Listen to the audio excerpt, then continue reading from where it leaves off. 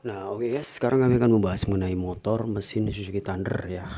Entah satu unit, jadi kelebihan dan kekurangan akan kami ulas ya.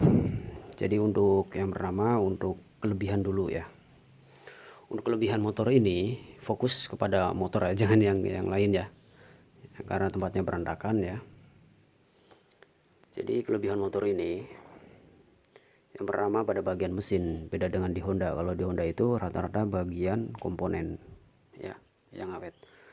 Untuk Suzuki ini saya acungin jempol untuk pada bagian bautnya itu menggunakan jenis kayak stainless chrome ya, sehingga kalau buat turun mesin ataupun bongkar-bongkar ini awet.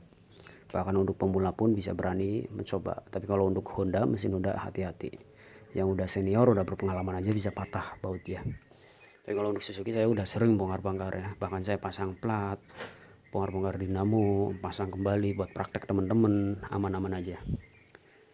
Jadi buat teman-teman yang punya motor Suzuki, sangat beruntung dan bersyukur.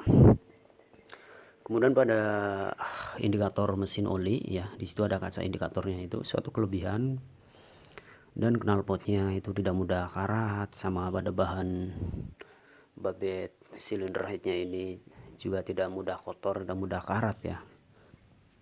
Seperti itu. Cuman kalau jenis seperti ini memang hawanya cepat panas.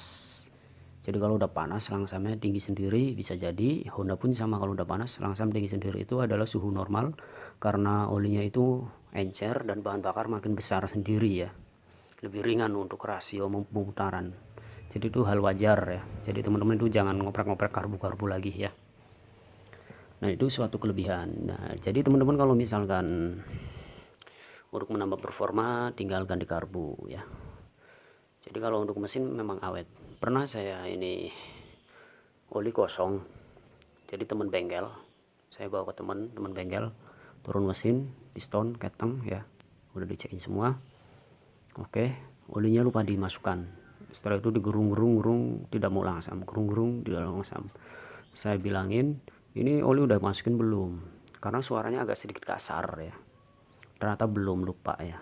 Jadi ada dua teman mekanik yang megang, si A dan si B. Nah si A nya ini lupa, si A udah ngomong ke si B suruh masukin olinya, padahal olinya udah disediain tapi lupa. Setelah saya pantau kembali ya, makanya teman-teman kalau untuk bengkel Suzuki itu nyari bengkelnya yang benar-benar ngerti lah, jangan asal ngasih ke sembarang orang, karena resikonya kayak gitu. Saya memahamin motor dan dia juga bengkel oprek motor juga gitu, semacam drag, oversize, tapi lupa juga. Namanya orang kan lupa, wajar ya. Tapi kan untuk bahaya untuk pada bagian mesin, dan itu pun akan bisa menjadikan kita menambah budget untuk mengganti piston. Dan bersyukur akhirnya tidak jebol pistonnya, walaupun gerung kenceng banget. Bahkan saya pun ikut ngerung ya, karena saya rasakan ini normal atau tidak gitu kan. Jadi pakai perasaan mesin normal atau tidak dari segi suara dan tarikan gas ya. Itu suatu kelebihannya. Komponen pada apa sih, mesin ini lumayan kuat. Pada baut piston itu kuat, bagus Suzuki. Yang penting teman-teman rajin aja ganti oli 2 bulan atau 1 bulan sekali, itu awet. Kemudian untuk kekurangannya yaitu pada komponen kelistrikannya, itu CDI, kiprok ya, CDI, kiprok, spool ya, pulser dan perkabelan lampu-lampu itu sering terjadi konslet. Makanya saya harapkan untuk teman-teman, jadi durasi komponen kelistrikan Suzuki ini kayak semacam pendek ya, mungkin karena teknologi lama ya, maklum ya. Jadi saya sarankan kalau untuk teman-teman punya motor, entah bebek, kopling, sport, usahakan akhirnya sehat terus. Itu fungsinya adalah untuk kestabilan kelistrikan pada motor tersebut. Motor tanpa aki ada yang nyala, ada yang tidak, tergantung rumusnya AC apa DC ya, dari spoolnya AC apa DC gitu. Kalau misalkan rumus mesinnya ini DC, maka motor ini hilang pengapian misalkan.